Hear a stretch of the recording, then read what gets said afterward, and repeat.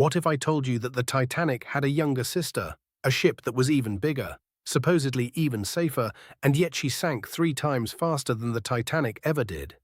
And the worst part wasn't the mine that ripped through her hull, it wasn't the freezing water. It was what happened to the people who actually made it into the lifeboats, because the very thing designed to save their lives turned into an absolute meat grinder.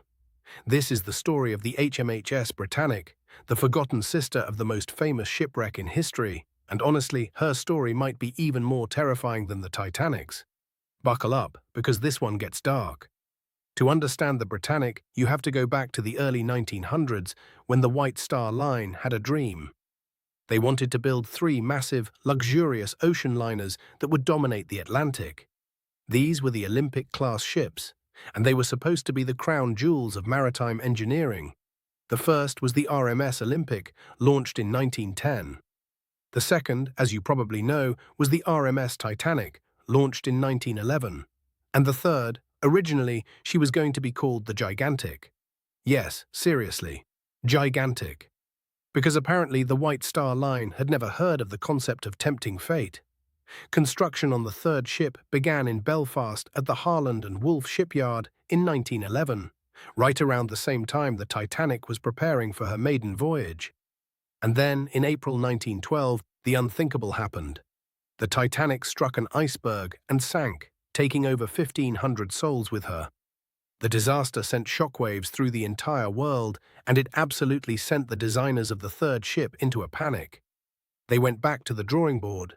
The name was quietly changed from Gigantic to Britannic, because suddenly naming your ship after how impossibly huge it was didn't seem like such great marketing anymore. They redesigned the hull with a double skin along the bottom and raised the height of the watertight bulkheads significantly.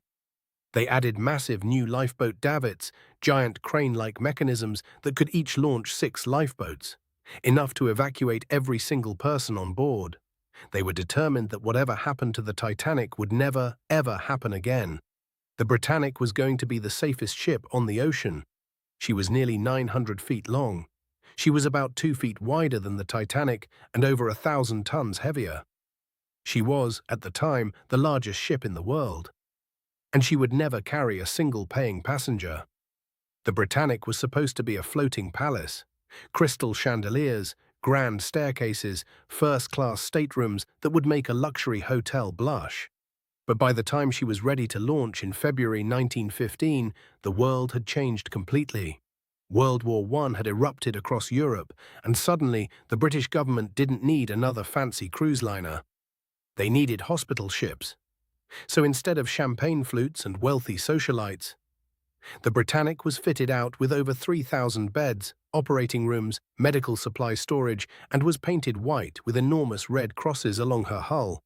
She was designated His Majesty's Hospital Ship Britannic, HMHS Britannic, and her job was to sail to the Mediterranean, pick up wounded soldiers from the brutal Gallipoli campaign and other theatres of war, and bring them back to Britain for treatment. Now, being a hospital ship was supposed to come with certain protections under international law. The Geneva Convention stated that hospital ships were not to be attacked.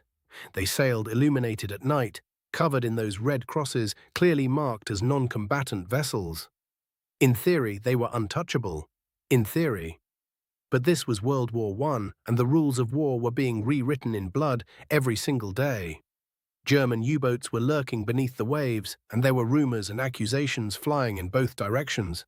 The Germans suspected the British were using hospital ships to secretly transport troops and ammunition.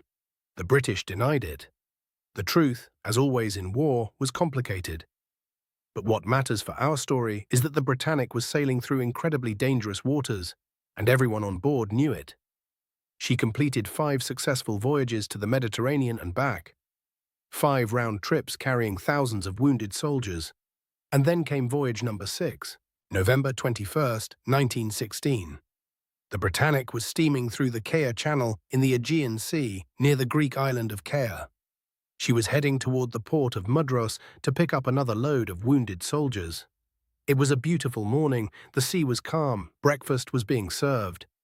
At approximately 8:12 in the morning, a massive explosion ripped through the starboard side of the bow. The ship shuddered violently, plates shattered. Medical equipment went flying. The explosion tore open the hull right around watertight compartments 2 and 3, and water began flooding in at a catastrophic rate. Now, here is where the cruel irony kicks in. Remember all those safety improvements they made after the Titanic?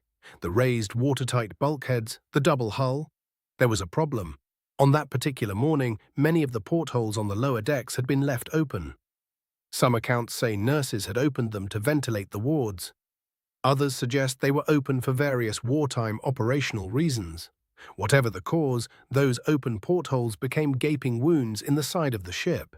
As the Britannic began to list and sink lower at the bow, seawater poured through those open portholes on the lower decks, flooding compartments that should have remained watertight.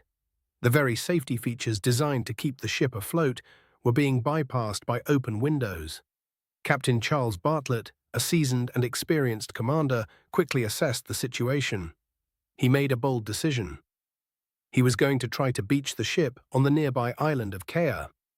If he could just get her close enough to the shallow water near the shore, he could ground her and save everyone on board. He ordered full speed ahead and turned the ship toward the island. It was a desperate gamble, but the flooding was too severe, the bow was sinking too fast. The ship began listing so heavily to starboard that it became clear she was going to capsize if they kept going. Reluctantly, Bartlett gave the order to abandon ship, and this is where the real nightmare began. As the order to abandon ship was given, crew members and medical staff scrambled to launch the lifeboats. In the chaos and terror of the moment, something went horribly wrong. 2 lifeboats on the starboard side were launched before Captain Bartlett could get the engines fully stopped. Some accounts say the order to stop engines hadn't reached everyone. Others say panicked crew members launched the boats without authorization.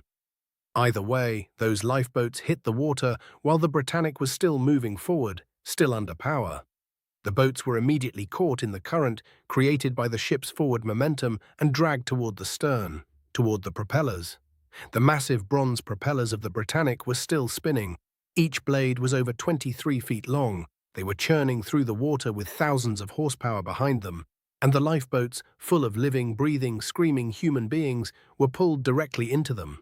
The result was exactly as horrific as you are imagining right now. The lifeboats were smashed to splinters. The people inside were killed almost instantly, torn apart by propeller blades the size of buildings.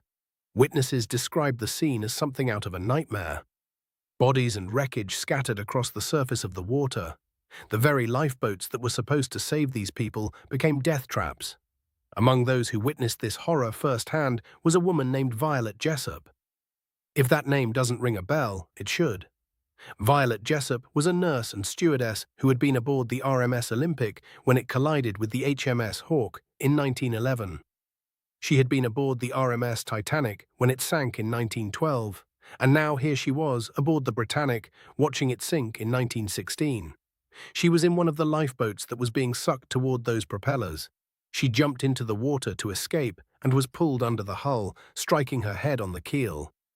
Somehow, impossibly, she survived. She was pulled from the water alive.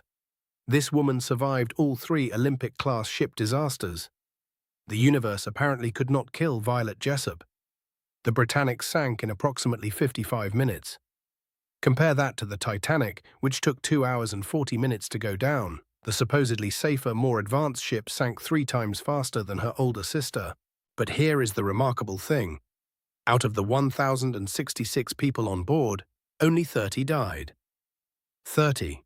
And the vast majority of those 30 deaths were caused by those 2 lifeboats being dragged into the propellers. The calm seas, the relatively warm water temperature compared to the North Atlantic, and the proximity to land all contributed to the high survival rate. Rescue ships arrived quickly. Most people were pulled from the water or picked up from lifeboats within a couple of hours. Captain Bartlett was the last to leave the ship. He climbed onto the bow as it rose out of the water, then swam away as the Britannic finally rolled over and plunged to the bottom of the Aegean Sea, where she rests to this day at a depth of about 400 fen. To this day, there is still debate about what exactly caused the initial explosion. The most widely accepted theory is that the Britannic struck a mine laid by the German U-boat UC-73.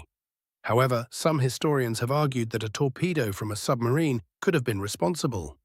The German government never officially claimed responsibility for sinking a hospital ship, which would have been a violation of international law. The wreck was explored by Jacques Cousteau in 1976 and later by other expeditions. Evidence strongly supports the mine theory, but the debate has never been fully settled. The Britannic holds the distinction of being the largest ship lost during World War I. She was bigger than the Titanic, more advanced than the Titanic, and supposedly safer than the Titanic. And she now lies at the bottom of the sea, just like her sister, a monument to the idea that no ship is truly unsinkable and no safety measure is foolproof when combined with war, chaos, and human error. The story of the Britannic is one of the great forgotten tragedies of the 20th century. Everyone knows the Titanic. Movies, books, museums, entire industries have been built around that disaster. But the Britannic, most people have never even heard of her. And yet her story is arguably more dramatic, more ironic, and in some ways more horrifying than her famous sisters. She was built to fix every mistake the Titanic made. She had more lifeboats, better bulkheads, a stronger hull, and none of it mattered because of open portholes and spinning propellers. The lesson of the Britannic isn't just about engineering or maritime safety. It's about the limits of human planning. You can anticipate every disaster you've already seen, but you can never fully prepare for the one you haven't imagined yet. If this story blew your mind the way it blew mine, do me a favor and smash that like button. It genuinely helps this channel more than you know. If you're not subscribed yet, what are you even doing? Hit subscribe and turn on the bell so you never miss a video, and I want to hear from you in the comments. Did you know about the Britannic before this video? And here's a question that keeps me up at night. If you were Violet Jessop, would you have ever set foot on a ship again? Let me know down below. I'll see you in the next one.